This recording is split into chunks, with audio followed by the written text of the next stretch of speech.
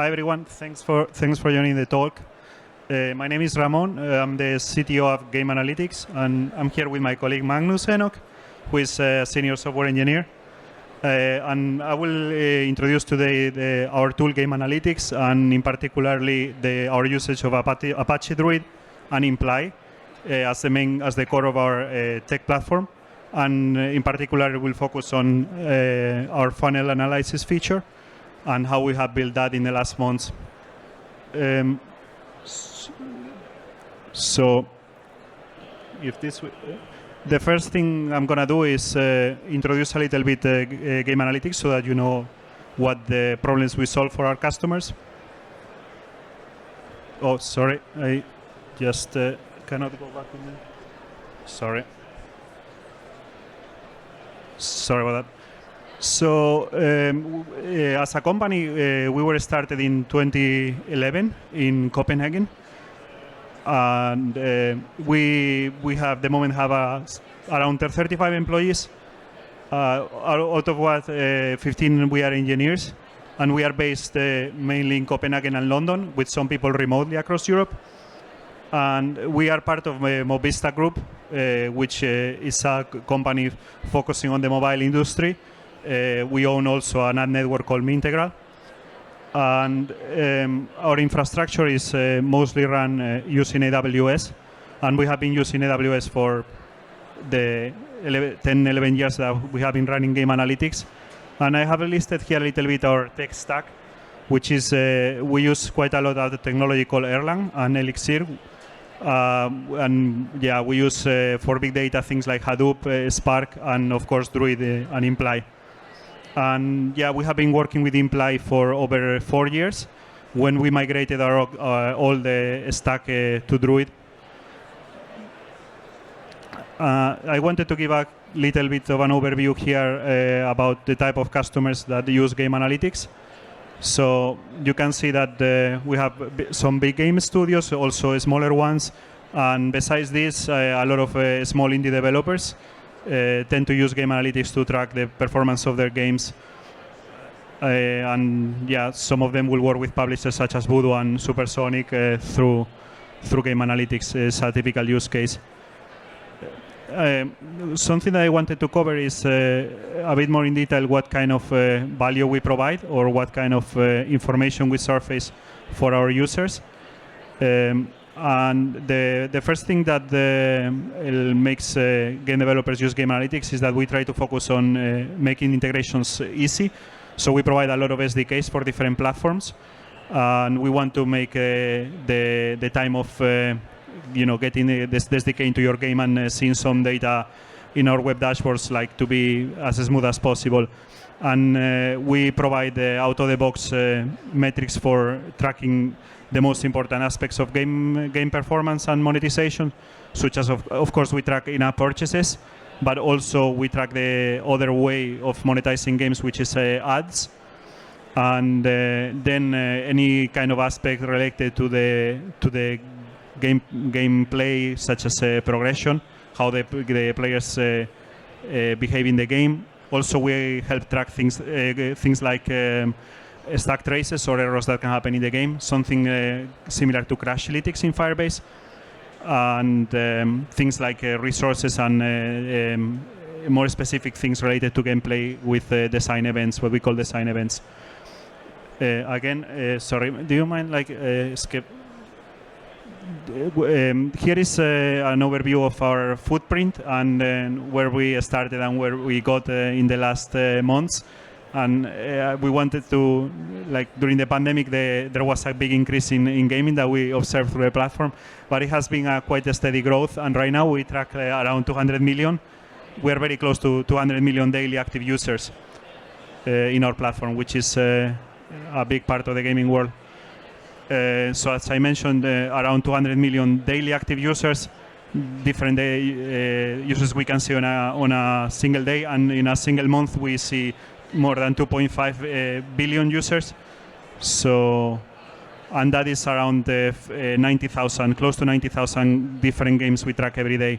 And as I mentioned before, we support more than 18 platforms with our SDKs.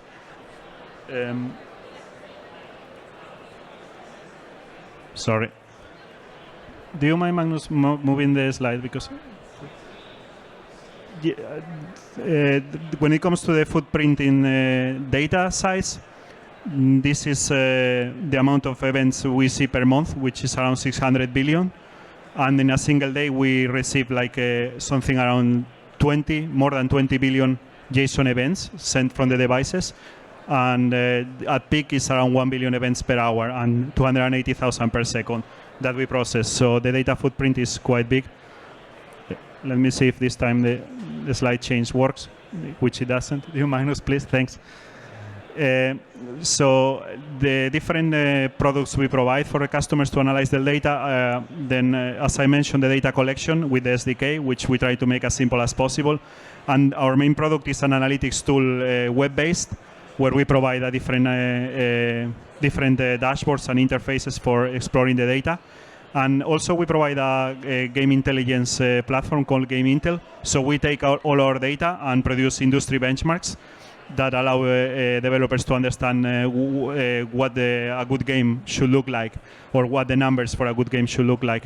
And we also provide a premium set of features which we call Data Suite, which allow the users to pipe the data into other solutions, such as BigQuery or any other big data tool or BI. We also support Looker or any BI they might want to use with the data.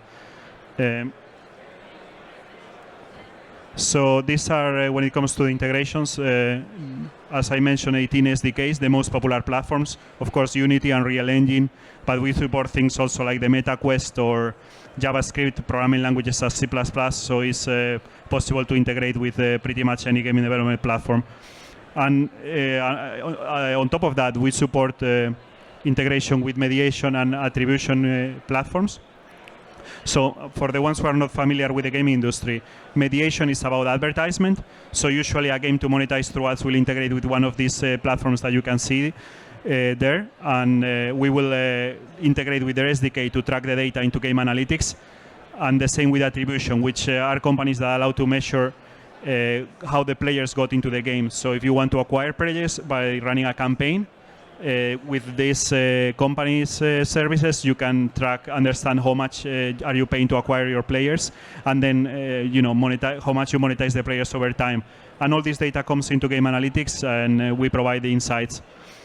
Magnus, do you mind changing the slide? So, thanks. So I have some screenshots here on the tool so that you understand more or less how it looks. This will be the homepage where they can see the overview of their game studio, and the performance over the last days. Magnus, can you blink? Here we have the dashboards. We provide some out-of-the-box dashboards and an interface to create dashboards that are specific to your game. And it's quite a simple process. A lot of the things come out of the box. And this will be our main feature, the most powerful feature, which is what we call Explore. And it allows you to drill down into the data by using different filters. And the importance here is that it needs to be very fast. And this is where Druid, technology like Druid comes into play. So this is powered by Druid underneath. And it's very important that it's very responsive, because even if the player has a game with billions and billions of events and they want to see data for the last 6 months, you still don't want the user to see a spinner and have to wait a long time. You want a responsive interface. And this is where the difficulty comes into a big data solution like this one. We also provide A/B testing and results in real time, which is also thanks to Druid. And we provide a statistical analysis on the results of the experiments. And this will be our funnels interface, which is what Magnus later will explain a little bit in detail. But it also uses Druid under the hood.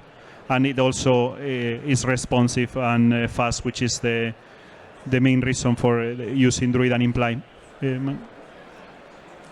I just wanted to discuss a little bit the data flow so that it's easier for you to understand how Druid fits into the picture and how an analytics backend looks like. And this is a high-level overview on how the pieces fit in the backend. And I think this will be like the typical analytics stack. So any other analytics solution will probably look at something similar like this. So you have devices with SDK, a backend data collection, and then there will be another service which transforms the data and annotates it and gets it ready for ingestion into Druid. And what we have also is in front of Druid is a query layer that provides caching and abstracts the logic for the front end. And the yellow pieces are our premium features where we pipe the data into other solutions. So a little bit more detail about the Druid usage. So this will be how the Druid looks in AWS and the different data ingestion systems we use. So we keep our data in S3 in a single bucket. And we ingest the data into Druid using Kinesis for real time. And also we use Hadoop for batch ingestion, and thirdly, we use the native data ingestion that Druid provides. So 3 ways to ingest data. And this is run in Imply Cloud, so it's managed by Imply. And we can tweak the cluster and still manage together with Imply. Yeah. So the average query time is less than 200 milliseconds. We'll explain later, which is quite fast. And when it comes to the UI, this is how it looks like. We have a small query layer built in Elixir in front of Druid, and that's what powers the front end, which is a single page application.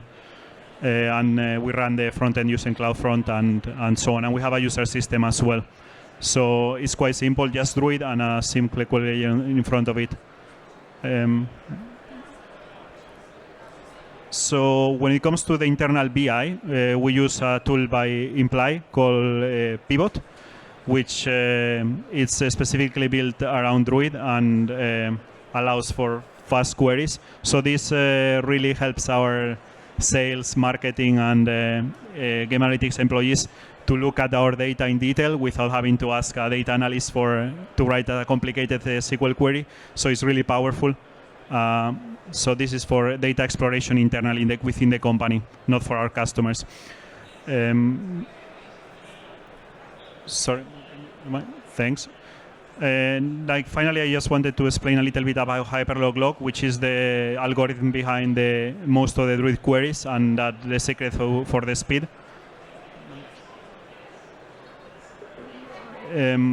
So as I said before, low latency is really important. And the reason why this is possible is because of Hyperlog, which is an algorithm to approximate the number of users in a set. And like another of the important features of Druid is the multidimensional filtering and the ability to run group by queries and top n, which allow you to split the number of individuals or the number of elements by a specific dimension. And here I have some of our numbers for August 2022. So the average query time is 150 milliseconds. And we run around 30 million queries in a month. And this will be queries of users exploring the data in the interface. So a little bit more in detail about Hyperlog. I have the Wikipedia definition here, but the idea is that what Hyperlog does is probabilistically determine the amount of users different users in a set with an approximation that usually the error could be up to 2 or 3%. But of course, if you were to actually store the different identifiers and explore all of them to find the answer, it will be extremely slow. So with this approach, you can speed up the processing. And what the way it works in Druid is in 2 phases. In ingestion, what the Druid does is it takes all these identifiers and throws them away, so to say, and it generates what we call a sketch, right? And in that sketch, you have a data blob that represents the uniqueness of those users, which you can merge with other sketches to then answer queries in relation to the big picture, right? And at query time, what it will do is take these sketches from the rows that match your query criteria, and then union them to come up with the answer to the question or to the query that you are running. And yeah, this is a very fast process because allows you to to not having to scan all the data over so much time, which will be incredibly slow with the amount of data I described before. So this is a bit of a picture of how the whole thing works. And yeah, basically you will, this is how a table will look in Druid, but the idea is that you select the rows that match your criteria, and then, as I said, you take the sketch and union them to find the answer. And the roll-up is about only storing one row per day that matches all the cardinality of the filters that you ingest into your data source. And this is basically how a table in Druid looks like, and the secret to the speed. And I will let Magnus explain a little bit about funnel analysis, which uses a different sketch, which is not hyperlog-log, but it's called Theta Sketch, that allows you to do intersections as well. Magnus, thanks.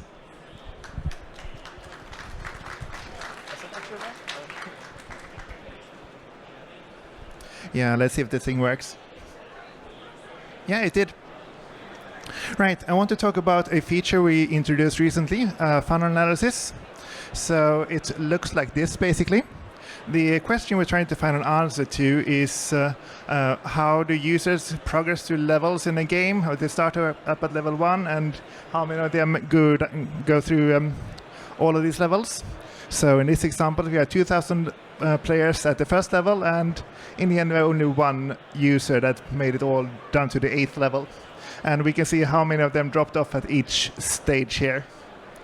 So the question we're trying to answer is where do we drop all these users? Why do we need to make a certain level easier or harder in order to make the game more profitable, basically? We have also a slightly different variant of this, where we add these two columns, where you have, because with these progression events, as we call them, we get an event when a user starts a level, when a user completes a level, and when a user fails a level.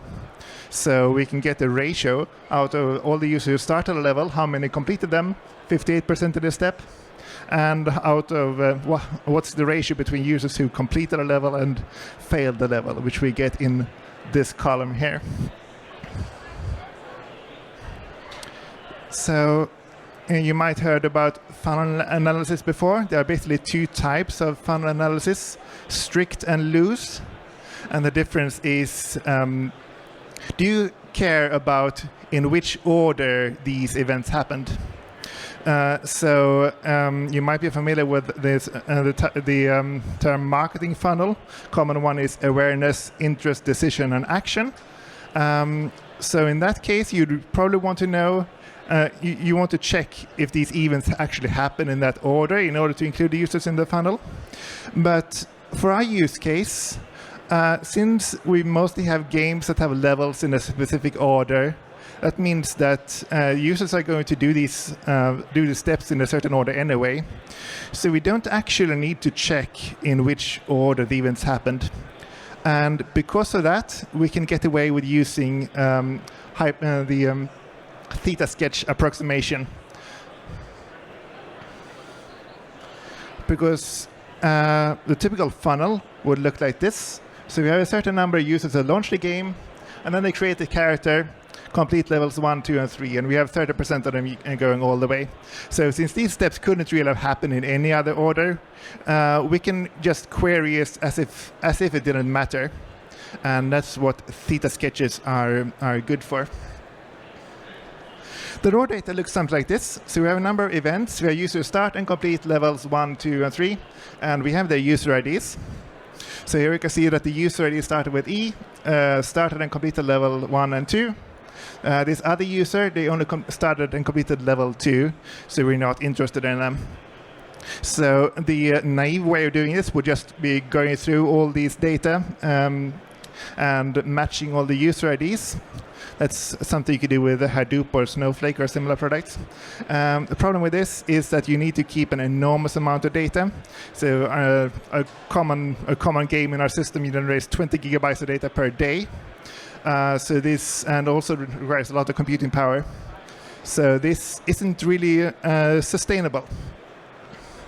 Hyperlog Theta Sketch would similar to the hyperlog. We would have this kind of data structure inside Druid. We pick the start and complete for a certain level that we're interested in. And we have these theta sketches in each row, and we use the intersection operator to get all the users that that completed all of these steps. So so Ramon mentioned the hyperlog, and the reason we're using Theta Sketch instead of hyperlog is just this intersection feature. So with the hyperlog, you can get the answer to how many users completed either of these levels. But since we need to know how many of them completed both of these levels, we need an intersection, and then we need to use Theta Sketches instead of hyperlog. So I'm going to do a little quick dive into how Theta Sketches actually work. So Theta Sketches are a data structure. They have a fixed size. So the default size we're using here is 16,000 slots. And we hash all the incoming items. So in our case, this is user IDs. So we hash into a value between 0 and 1. And so we fill up these 16,000 slots. When when we run out of slots, we throw out the highest hash values, and we keep a variable called theta, which is the lowest value that we threw out. And then the size of the structure divided by theta is the estimate. So the implementation here is using the Apache Data Sketches library, which is also supported in Spark and Hadoop. So that's what Druid uses under the hood to implement this. No? Yes. So here's a graphical interpretation of what I tried to explain. So in this case, we have 3 values in our Theta Sketch. So, well, obviously a real one would be much bigger. We have inserted 10 values here, and we hashed them to random values, and the lowest value we dropped was 0.386. So if we take 3 divided by 0.386, that's approximately 10. So this is a decent approximation in this case. There we are. Intersection, it's works like this. So we take the values that were inserted, the values that we kept. We take the values that appear in both of these 2 theta sketches. We pick the intersection of those values. We pick the lowest theta value of the 2 theta sketches we're intersecting, and that gives us a good approximation of the number of users who were in fact in both of these theta sketches. I can't claim I actually understand why this works, so I invite you to read the data sketch documentation down here to learn more if you're interested. So these are some sample performance values. So performance depends a lot on how many events there are. So we have all kinds of sizes of games. We have one game here. It has 250,000 daily active users, down to one that has 20 million. So for the small game here, which with the 10 million daily events, regardless we have 10 steps or 50 steps in our funnel query, it's around 1 second to get the data.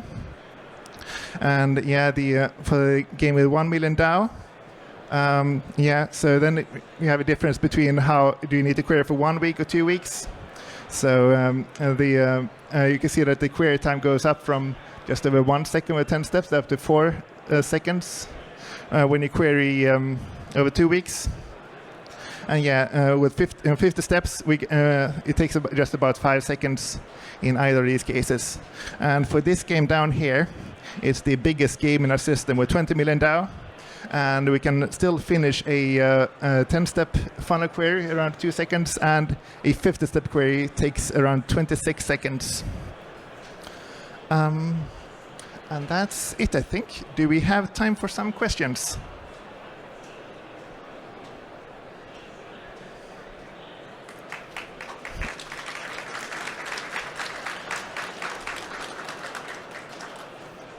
Yeah? Sorry, yeah. Okay, yeah. Yeah, if you just could just quickly pitch the main core value of using GameAnalytics for your customers.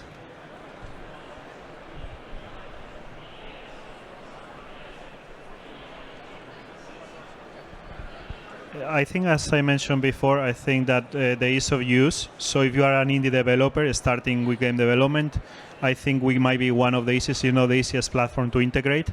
And then what we try to is still provide value towards the end of the journey, even if they join a publisher, or if they become a publisher or like a big game studio. So we have some very big game studios, and we try to support the smallest of the game developers out there. And our platform is fully free for those small developers.